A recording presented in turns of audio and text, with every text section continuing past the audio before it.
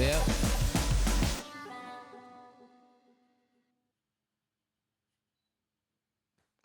well, the election's over. Yeah, the election is over. So the question I have for you is this: how you feeling? How you feeling about the how the election went? Were you for Trump? Were you from Kamala? Do you feel like, are you disappointed? Are you upset? A lot of people are upset who voted for Kamala Harris. A lot of people are exuberated who voted for Trump. But let me give you my take on it, just from a perspective of a person who um, really focuses and lives, tries to the best of my ability to live out integrity, to live out respect, to live out honor, and all the attributes of a leader, whether it's in my family, whether it's in my relationship, whether it's in my relationship with my family and friends, my marriage, um, and just as a person, just as who I am. I was thinking about this today because um, this world has seen this world to me from a leadership perspective when we talk about leading ourselves, because this is the It's Time to Lead podcast, and we talk about self leadership, right? So you'll hear me say, um, welcome to It's Time to Lead podcast, where leaders come together to grow and get better. Where we believe that before you can lead others, you must first learn how to lead yourself. So on this podcast, we focus on self leadership, and that's what we do. I mean, I created this podcast in 2021. We're going on 3 years right now. And it was a result of me um, really understanding and becoming a student of not just leadership, because I'm a Maxwell certified leadership coach, speaker, and trainer. That was part of it. But it was, I always love personal growth. Personal growth is what I I've loved it for over 20 years, ever since I was introduced to it. And the reason why I love personal growth so much, because I'm such a positive person. I'm a naturally positive person. I want others to win. Um, I try my best to go out of my way to help. I try my best um, to make sure that someone else who needs a hand up, I give them a hand up. I try my best to empower, whether it's my children, friends, nieces, and nephews. I always try to be that light, that positive light. And I think a lot of us feel that because of the election, the light that we had for the last 100 days, if you were a Democrat, has went out. And literally just got squelched. But then on the other side, if you're a Republican, you think that your light was squelched years ago, 4 years ago, 8 years ago, and you're thinking that your light just turned back on and now you can see clearly. Well, it's not clear, because what is clear is that it seems that money trumps character, no pun intended. The economy seems to have overtaken the respect, the love, the honor of being not only an American, but to being a human being.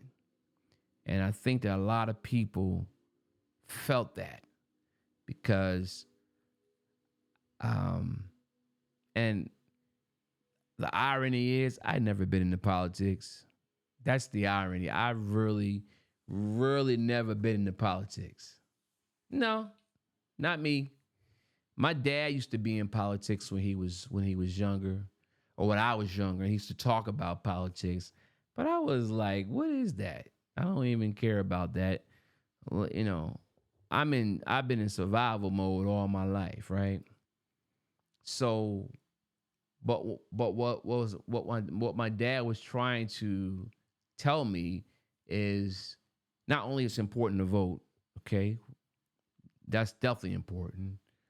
Um, there's a lot of people that lost their lives that could not vote that wanted to vote because they knew that the vote was powerful.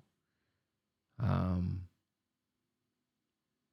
and he told me that always know who the people are and how they're going to their job that they do is going to impact your life or make your life worse. So you have to be at least in tune or understand um, who you're voting for, as opposed to doing what most of us do. We pick the president and then we just go all down the line. If you're voting Republican, it's Republican for the president and go all the way down the line. If you're voting for Democrat, it's Democrat for president and you go all down the line. To be honest, that's how we all voted. We don't know who's the next name for attorney general. We don't. If they're a Democrat, we just did that. If they're a Republican, we just did that. But now here I am,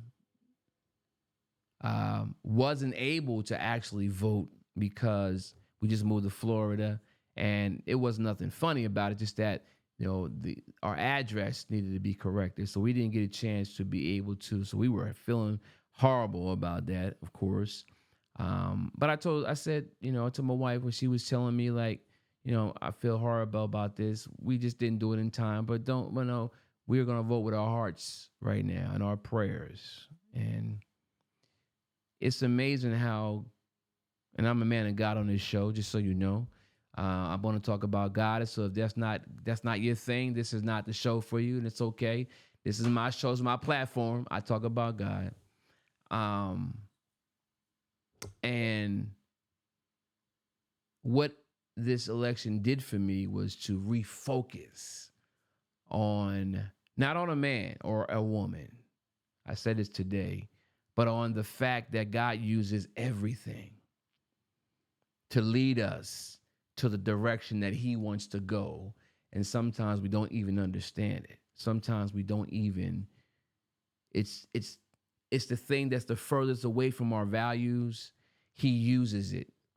And that's how he works, is because in the Bible, he used murderers, he used liars, cheaters, prostitutes, back then, crooked tax people, people who meant harm to us. He used everybody, not to use them to do worse or to, because he could have just killed them, but he used them and changed their thinking, changed them in the direction they were going, changed them from following somebody else's law, Caesar, the Romans, or whatever, to following, taking his own self, following Jesus, taking their own thoughts, transforming them until they turn into a totally different person, and showed them not only who to lead, who to follow,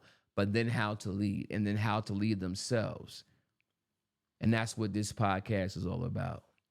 So what we are going to do, now that everything is over, as far as the election, is share with you that even though the election's over, the correction has started.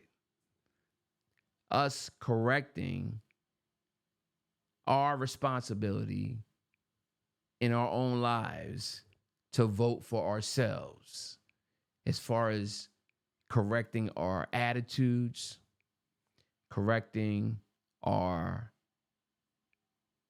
ignorance, correcting our selfishness, correcting our lack of empathy, correcting so many different things that we have to correct in our life. And we also have to learn that hate doesn't win. Hate never wins. Love conquers all. So even when someone does something to you or something happens and you're majorly disappointed, we have to recognize that we have to continue to have that self love to know that we're not going to crash and burn because of some political situation that happened, because that is in this world, that is in this country, that is man made rules and situations and constitutions that, yes, we have to follow them, obviously. But the number one person that we need to follow really is God. God's laws and decrees, because we are all about kingdom. We're not about following just politics and presidents and attorney generals and senates and things of that nature and representatives. No, we need to follow one God. We need to follow Jesus. And we need to follow all his laws and decrees so that we can be citizens in the kingdom. And we have to literally live out his character, his uniqueness, our own uniqueness rather, he's given us. We need to walk in our own gifts. We need to build our own economy for me, meaning we need to create wealth for ourselves by using what he has already given us and stop hiding from our greatness. That's what we need to do.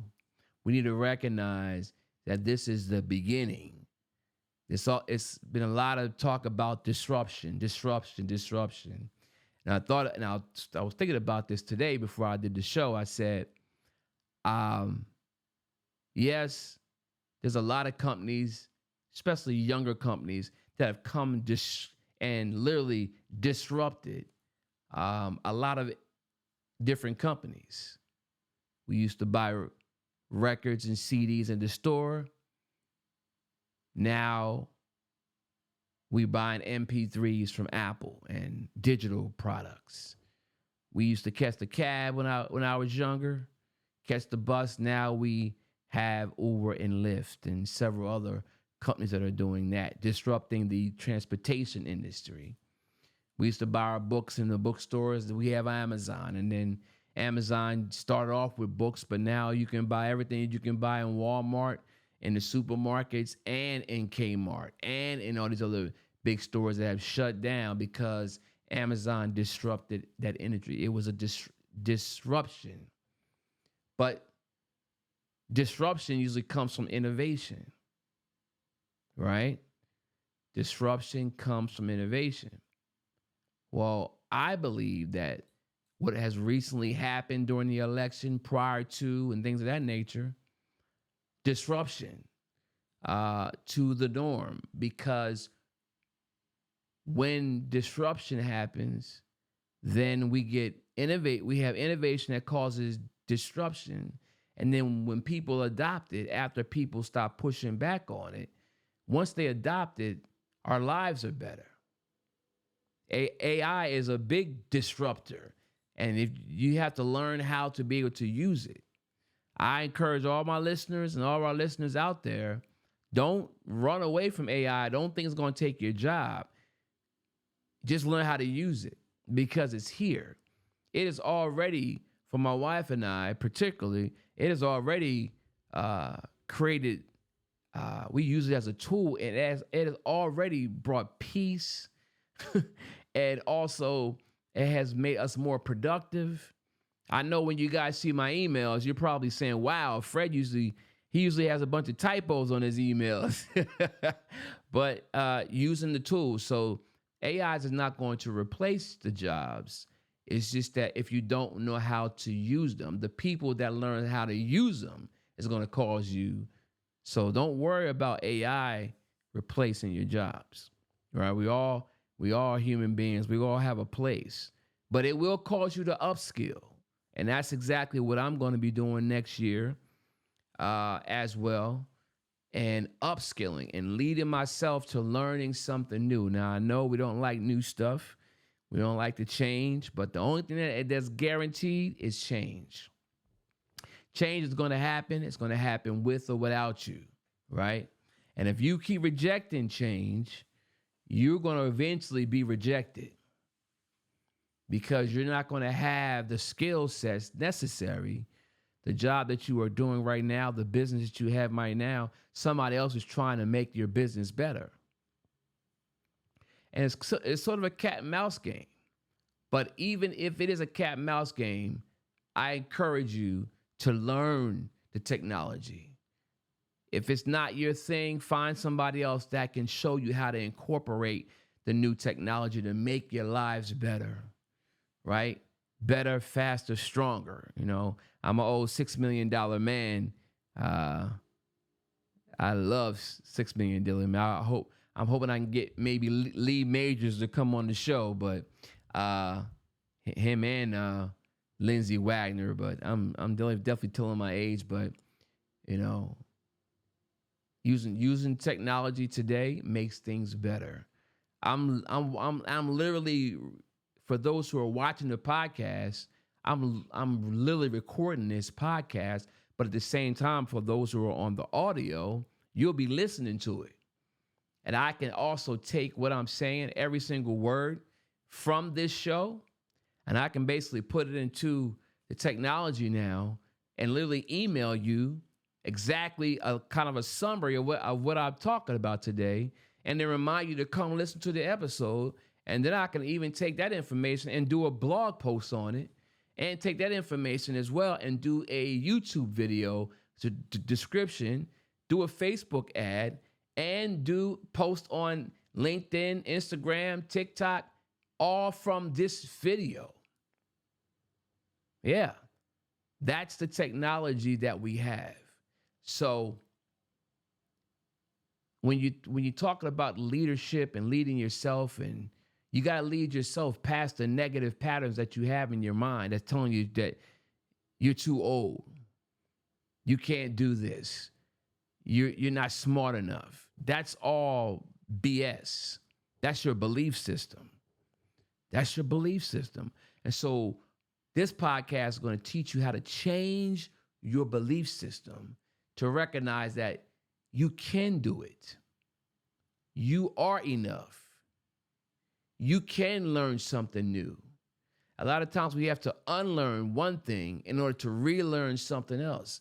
Sometimes we got to unlearn things that our parents taught us that they learned during the era and time that they learned it. But as things changed and as the world evolved, it was that the way they taught us that particular thing, it became, that wisdom became irrelevant because there was a way to do it better. So our job, you know, one of my great mentors, my wife and I, great mentors, said, she always says, you may not, just because you didn't come from a family of millionaires doesn't mean that you can't make a family of millionaires. Just because $1 million didn't come from your family, it doesn't mean that $1 million or $10 million can't come from you. And that's a great, great quote. And it's powerful because it's the truth. We have the greatest country in the world. We have the greatest opportunity. We have the greatest people in the world. And nothing can stop you unless you stop yourself. And we have the will, the free will to lead ourselves in a way to achieve our goals, our desires, to change our habits, to change our attitude, to change our thinking, to change our strategy, to build our influence, to learn about people, to communicate better, to bounce back from setbacks, to learn from our failures, to connect with people, to empower them, to nurture them, to equip them, to build relationships. We have all free will and power to do that. And that's what the It's Time to Lead podcast, we're going to focus on that. And all for the whole year of 2025, we're going to be focusing on that level of digging deeper into the values. We're going to be talking about the values. We're going to be training on the values. We're going to have opportunities and products and courses for you to be able to purchase. Doing that as well. We're going to be focusing on mindset.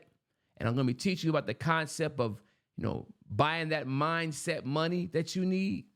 I didn't say money mindset. I said, now you need to acquire some mindset money. And I'll explain to you what that means as we continue to grow. So the goal is for you to grow as an individual, to grow as a leader, to grow your team, to be an example, to grow the young people, to be an example for them and teach them high road leadership, not low road leadership, high road leadership, always taking the high road. Instead of the high road didn't win the election. No, it did. The high road leadership came through when the leader conceded and promised a cooperative change of power without any drama, without any January 6th. That's high road leadership. So we're going to focus on that because it does prevail and it will always prevail. Taking a high road will always prevail. The low road never lasts. The low road may win the battle, but it will never win the war. So y'all take that and you embrace that and you marinate on that and just know that this Time to Lead podcast, where leaders come together to grow and get better, is live and kicking and going into 2025.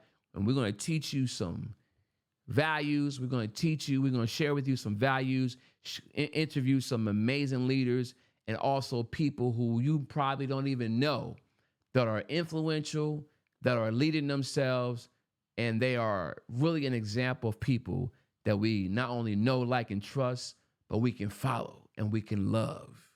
I love you guys. Thank you for tuning into the It's Time to Lead podcast, where leaders come together to grow and get better. My name is Fred Fitzgerald. I am your host, and I'll see you guys on the next episode.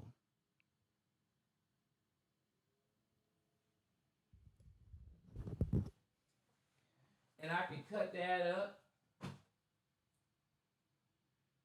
22.